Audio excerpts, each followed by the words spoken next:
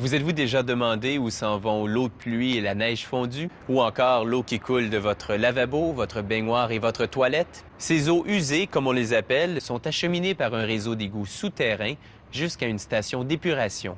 Là-bas, on élimine la plupart des impuretés, puis on rejette l'eau dans un fleuve ou dans un lac.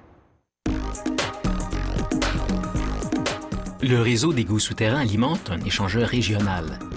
C'est un genre d'autoroute des égouts qui se déverse dans le bassin de l'usine.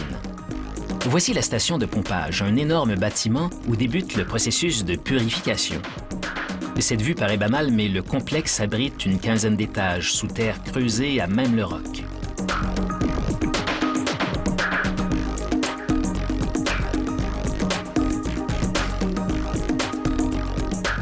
Et les eaux usées sont recueillies dans ces énormes puits.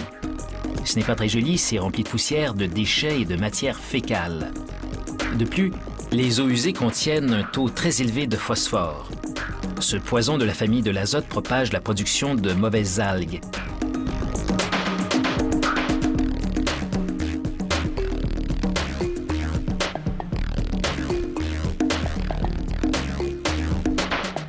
L'eau enfermée dans le puits circule vers une pompe géante qui la propulse à la surface. L'usine est équipée de plusieurs génératrices afin de permettre l'activité des pompes en cas de panne de courant. Ce dispositif empêche aussi le refoulement des eaux dans les puits, même si une pompe en réparation est hors d'usage.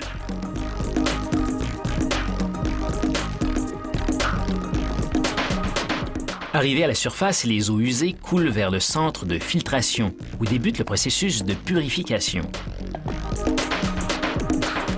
Ici, on vaporise du sulfure d'aluminium, de même qu'un produit à base de chlore. Ces deux agents chimiques coagulants transforment progressivement le phosphore en une matière solide. On peut alors le retirer plus facilement des eaux usées. Une fois à l'usine, l'eau passe à travers des filtres. Cette première opération de filtration permet d'éliminer les matières solides qui mesurent jusqu'à 5 cm de diamètre. Il s'agit principalement de roches, de morceaux de papier et de plastique. La quantité recueillie est impressionnante. Ces presses géantes déchiquettent les déchets. Ainsi, l'eau est libérée de nombreux détritus. Ces déchets sont maintenant acheminés par camion vers un site d'enfouissement.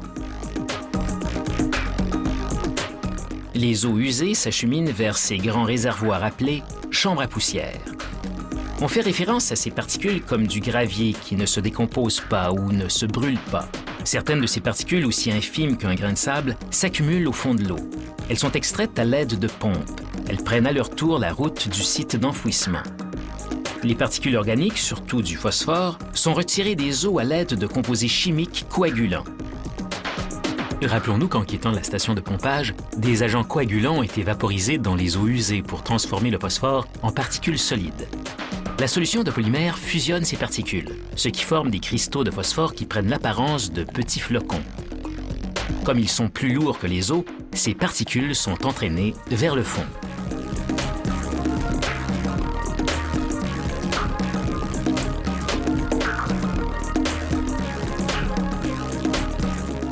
On a maintenant une bonne idée de ce qui se passe dans cette usine où l'eau est purifiée. En 2 heures, ces cristaux se déposent au fond et forment une couche de boue.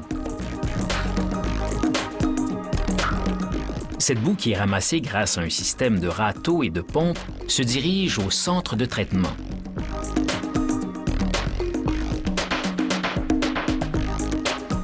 À moins qu'on décèle une anomalie, les eaux usées qui ont été traitées coulent dans des canaux qui se déversent dans la rivière.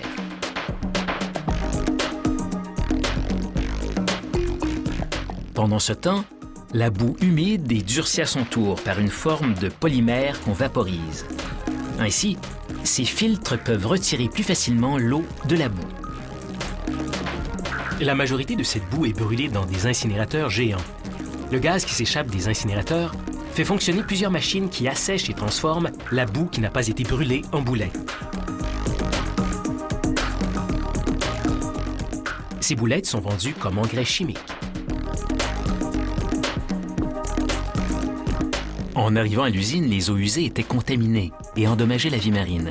Grâce à ce traitement choc, on a retiré des eaux usées, entre autres, 80% de matière fécale et 75% de phosphore.